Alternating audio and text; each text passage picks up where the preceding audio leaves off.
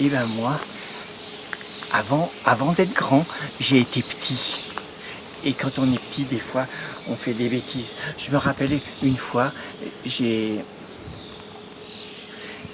échangé mon père contre 2 poissons rouges. Si, mon père contre 2 poissons rouges. J'étais à la maison avec ma petite sœur, elle était en train de faire des coloriages. Moi, je lui mettais de la boue dans le cou.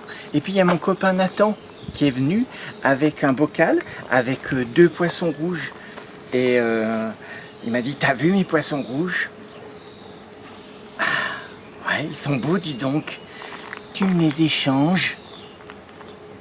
Mais il n'a pas dit non. Et il m'a dit, oui, mais contre quoi? Ben je sais pas moi, alors ben, viens voir dans ma chambre. Alors on est monté dans ma chambre qui était vraiment en désordre, enfin papa et maman, surtout maman, elle trouvait que c'était vraiment en désordre. Mais moi je retrouve tout ce que j'avais dedans, hein, mais vite en plus. Enfin bon. Et je lui ai dit, bah, tiens, j'ai un vieux gant de boxe là, mais j'en ai qu'un. Tu voudrais pas échanger tes poissons rouges contre... Non. Et ma collection de billes qui est là. Non, non, non, non.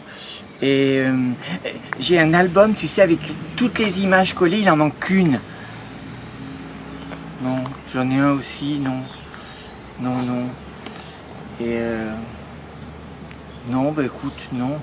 Alors, il y a des gens qui ont une idée géniale dans leur vie et puis voilà, il y a des gens, ils n'ont jamais d'idée géniale. Moi, j'en ai 3 par jour. J'ai eu une idée géniale.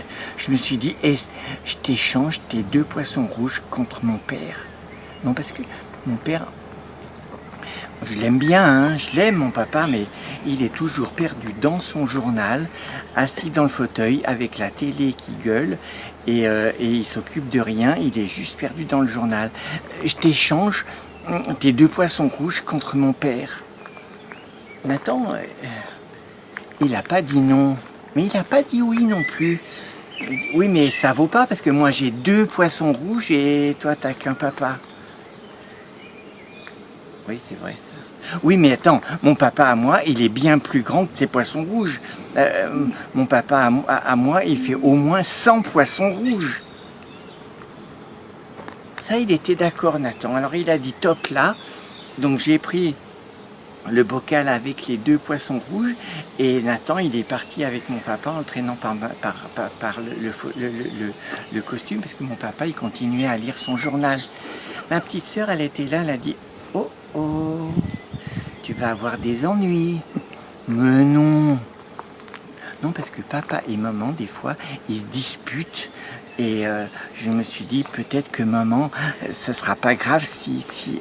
Enfin, mais ma petite sœur, elle a fait, oh, oh. Et au bout d'un moment, maman est rentrée et elle a dit, il est où votre père? Moi j'ai répondu, t'as vu mes poissons rouges, maman? Il faudra acheter de la nourriture pour les poissons rouges. Oui, oui, ils sont très beaux tes poissons rouges, mais où est-ce qu'il est ton père? Et ma petite sœur elle a fait Maman a dit, ne parle pas la bouche pleine. Alors elle a appelé papa en haut, en bas, dans le garage, dans le jardin, mais pas de papa. Mais ma petite sœur elle faisait Alors, maman a détaché ma petite sœur, elle lui a enlevé la chaussette que j'avais mis dans la bouche. Et ma petite sœur aussitôt elle a dit, c'est lui, il a échangé contre les 2 poissons rouges. Tu as échangé ton père contre 2 poissons rouges? Regarde-moi bien dans les yeux. Regarde-moi dans les yeux. Ben oui.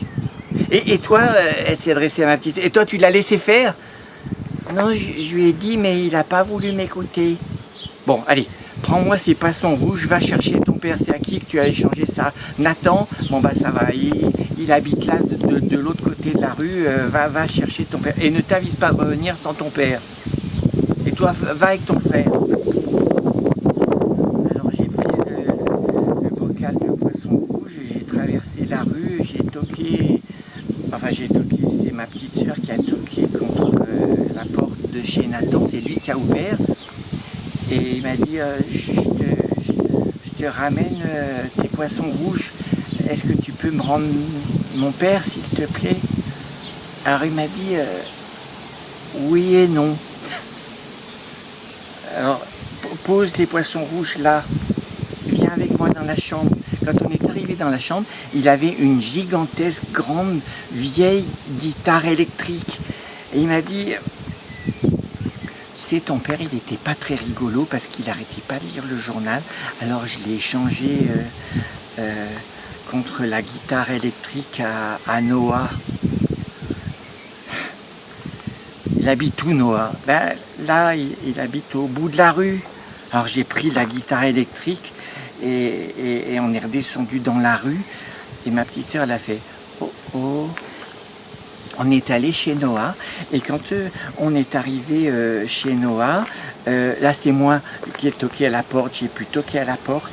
Et puis quand j'ai toqué, Noah il a ouvert. Il m'a vu avec ma guitare électrique et je lui ai dit « Je t'ai ramené ta guitare électrique, est-ce que tu peux me rendre mon père s'il te plaît ?» Alors il a dit « Oui et non. » Comment ça, oui et non?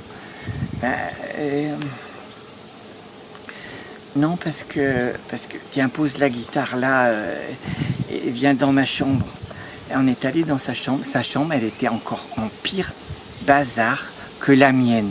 Je ne sais pas si sa maman et son papa lui disent quelque chose, mais c'était bien plus le bâtard. Moi, je suis sûr, il ne retrouve rien, Noah, dans ses affaires.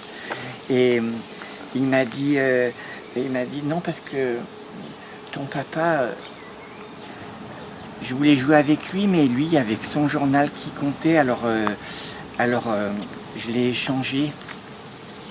Je l'ai échangé à Oscar contre un masque de gorille. Il a regardé un peu partout.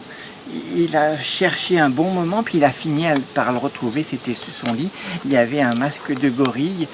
Alors, donc j'ai pris le masque de gorille. J'ai dit à ma soeur, viens, on va chez Oscar. Il habite où, Oscar? Au bout du lotissement là-bas, tu prends la première à droite et après à gauche, tu verras, c'est une grande maison rouge. Alors on est parti. Ma petite sœur, elle a dit oh oh. Et elle a mis le masque sur la figure. Rends-moi ça, c'est pas à toi. Donc elle m'a dit, t'es même pas capable de le mettre. Alors si, je l'ai mis, et puis à ce moment-là, il y a un policier qui arrivait dans la rue. Il a dit, monsieur, regardez-le, il y a un singe qui s'est échappé. Le policier, il m'a couru après, puis après, il m'a secoué un peu parce que je faisais n'importe quoi dans la rue. On est enfin arrivé chez Oscar, et chez Oscar, là, c'est une grande maison. En fait, on ne dit pas une maison, lui, il habite le château. Et j'ai sonné à la porte, le majordome est venu nous ouvrir et il nous a dit qui dois-je annoncer? Je dis ben moi, et ma petite sœur a dit ben moi aussi. Et puis Oscar, il est arrivé, il était très content de nous voir parce que jamais personne vient le voir dans sa grande maison, le château. Et je lui ai dit tiens, je t'ai ramené ton masque de gorille. Est-ce que tu peux me rendre mon père, s'il te plaît? Il a dit yes and no. Parce que Oscar comme il habite le château, forcément, il faut qu'il apprenne l'anglais. Alors, yes and no. Comment ça, no? Et non, parce que je l'ai échangé contre Galveston. Et il est allé chercher un énorme lapin blanc Galveston. Ah. Mais tu as échangé ça à qui? Eh ben, à Patty. Et où est-ce qu'elle habite, Patty? Mais Patty, elle habite vraiment, vraiment loin. Hein. Mais vraiment, vraiment très, très loin. Elle habite... Oui, parce que Patty, elle vient à la même école que nous, mais elle habite vraiment très très loin. Alors il m'a vite fait un plan, et puis on est parti. Moi je tenais Galveston dans les bras, Et puis, donc, on a suivi le plan, mais c'était drôlement loin. Ma petite sœur, elle commençait un petit peu à râler parce que ça faisait loin. Et puis, on a fini par, en suivant le plan, on a fini par arriver chez Patty. Et quand on a sonné chez Patty, c'est la maman et le papa qui ont ouvert. Oh, Galveston! Et puis il y avait aussi le papy et la mamie qui étaient là. Oh, Galveston! Et puis il y avait même la reine de Micronésie qui était en voyage par ici, en visite exceptionnelle. Oh, Galveston! Et Patty est arrivée. Oh, Galveston, elle a pris Galveston dans les bras et elle a dit « Oh, c'est gentil de me l'avoir ramené, je pense que tu es venu chercher ton papa. » Ben oui. Alors elle nous a emmenés dans le jardin, et puis dans le jardin, il y avait une sorte de petite cabane, et puis un enclos en grillage, et dans l'enclos en grillage, allongé dans l'herbe, en train de manger une carotte, il y avait notre papa, mon papa qui mangeait une carotte.